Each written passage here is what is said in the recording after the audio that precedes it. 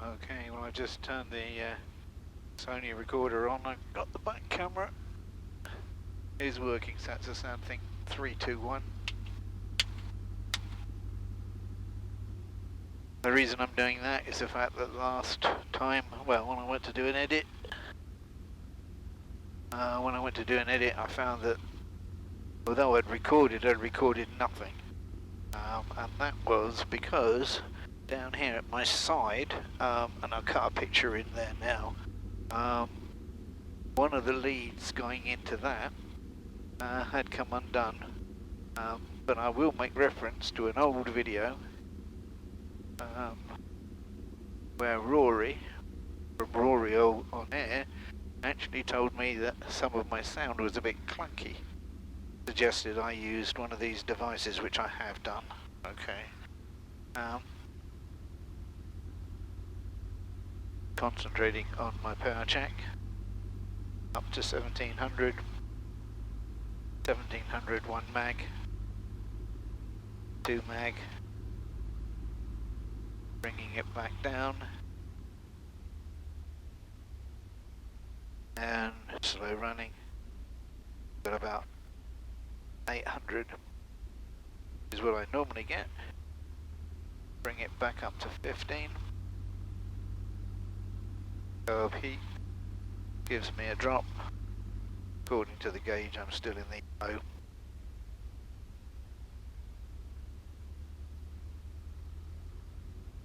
And a full blast will probably have me going through the hedge.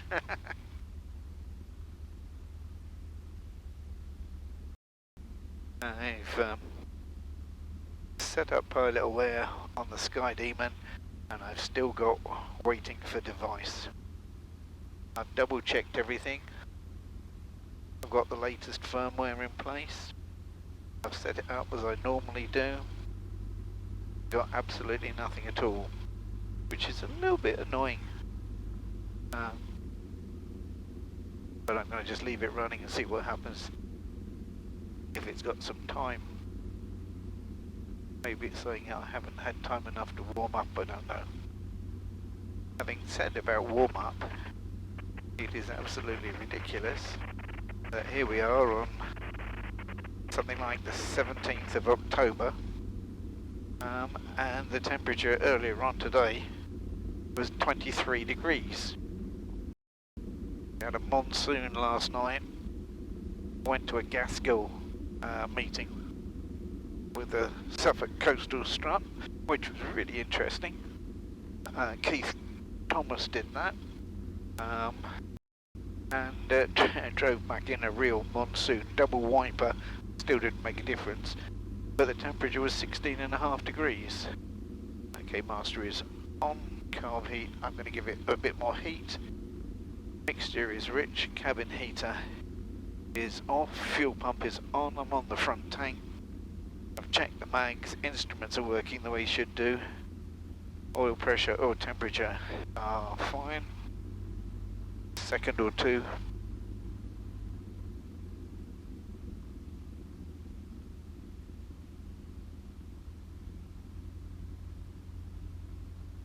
I've got 50, well, just under 50 litres in the front, and according to the gauge, about half tanks in the back. Did go and fill some up at Moniaden the other day. I just did take off and talk to you in a little while.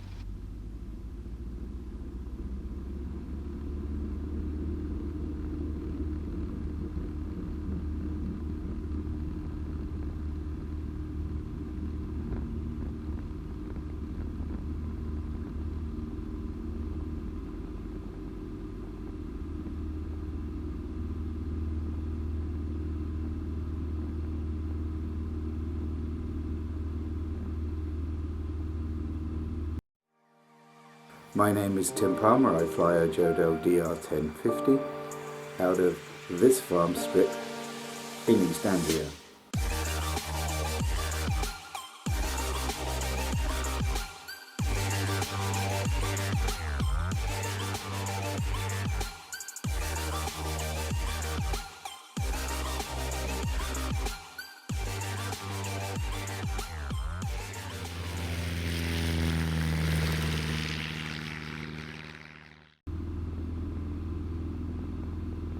Having said that, I can't remember what I said, what I was saying, what I said I needed to do. I know I was talking about Monudon and the safety talk there, which was really interesting. Always good to sharpen up the skills. A lot of it was threat error management. Interesting because we had little devices that we had to sort of respond to questions with, and then it came up on the screen as to how many people had voted for different things. Okay, going to bring this power back just a little bit now. Now the interesting thing was, last time I flew, I had that really nice flight all by myself when we went to Monudon. I say we because Duncan and Rob joined me over there. But when I was flying back, I just flew around the coast, just had sort of a little bit of poodle time. But the interesting thing was, I seemed to be getting nearly 500 feet a minute in a cruise climb at 70 knots. I was surprised with the number of sessions that Keith had done with people who'd infringed. I don't know how many people there are on a course, and hopefully I'll never have to do one, but he was saying that he's done lots of them. I think he was talking about hundreds of them. But he says if you do that, you have to do that as a sort of day-long 4-hour course where you go over some of the stuff that he was doing with us, but in greater detail. But it was interesting, he was saying that partial engine failures lead to more problems than full engine failures.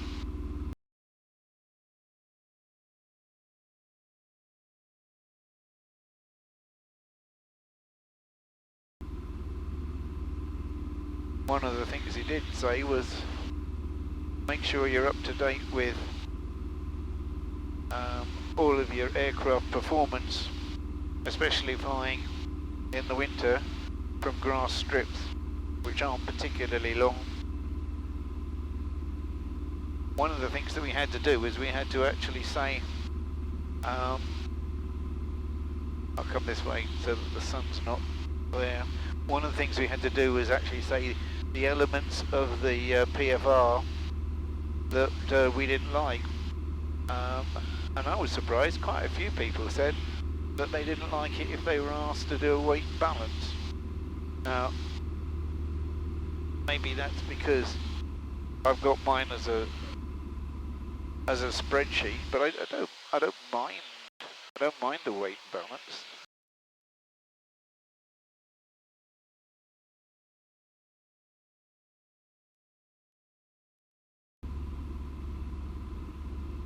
Interesting, quite violent bit of air just there.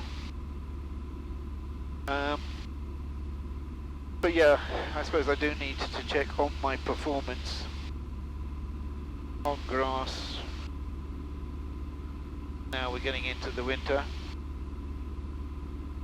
I think part of the problem comes from the fact that if you fly the same aircraft for a lot of the time, you've flown most of the combinations of fuel and people and weight distribution, so you know you're going to be always within levels and everything. I don't mean levels, but within balance, you know what I mean.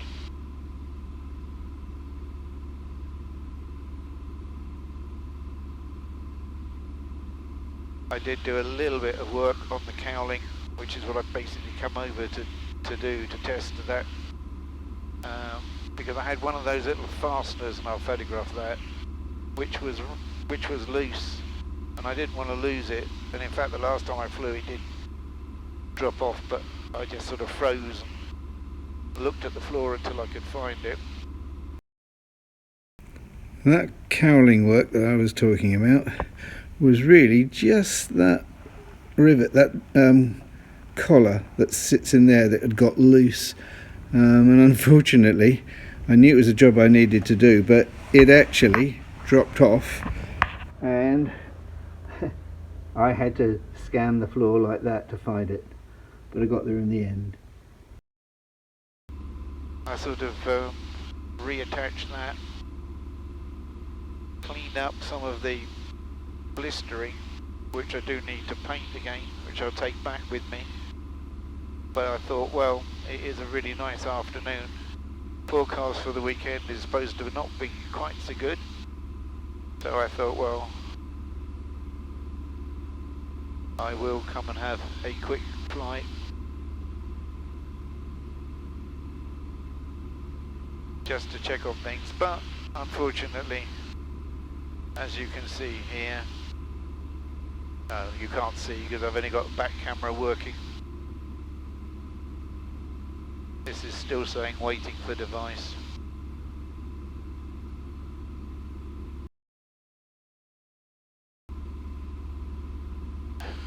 I will go onto the rear tank for a while. Couple of bonfires with the smoke going straight up. But we've got one of those sort of misty evenings, I think. I say evening. Here we are, it's 3:30. And it doesn't seem that long ago when I was posting that one, which was the summer solstice, when we came back from Chroma and we didn't land till gone 9 o'clock. And here we are, next weekend. The clocks are going to change and it'll be dark at 4:30, if not before.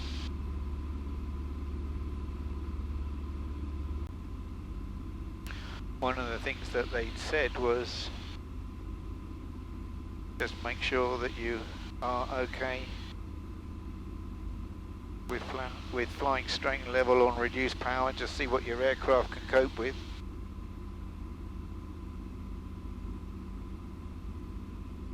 And the other thing that I will make a mention to is the fact that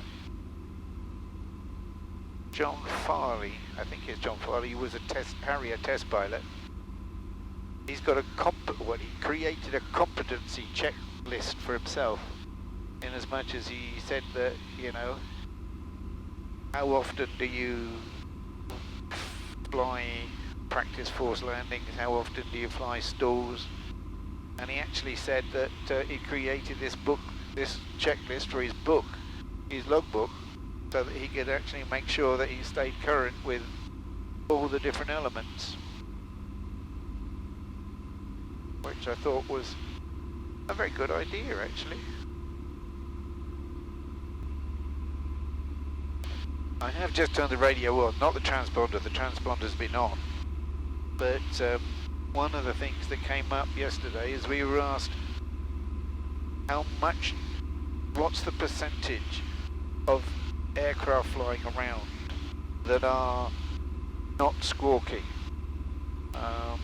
I must admit I went to 30% as my choice, my guess, but it was just under 50%. So, you know, the message was very much don't rely on your machine. 80% of the time you should be looking out the window. Traffic, Golf Charlie Echo, India, crossing the pylon for the second time for 26. 80% out of the window, and then 20% on maps, charts and the like.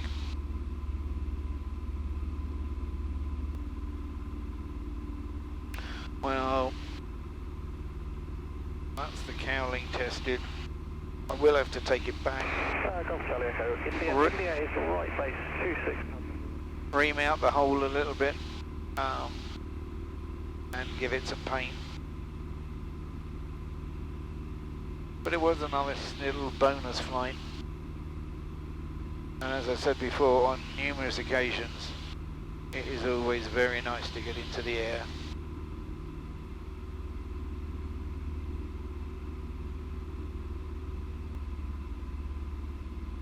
The other thing that was quite interesting was in the talk was even if you're flying by yourself, he says it's a good idea to verbalise all of your checklists, so you're actually saying it out loud by way of getting it sorted.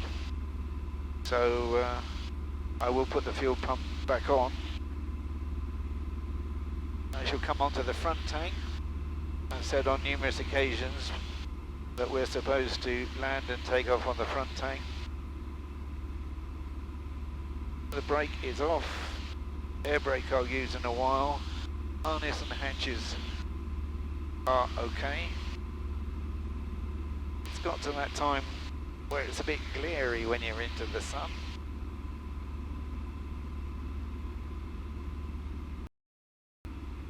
Just having a look at the windsock. Negligible as we thought, or as I thought. Ever so slightly crosswind, but of no significant factor. He said, you know, chances are that'll prove me well and truly wrong.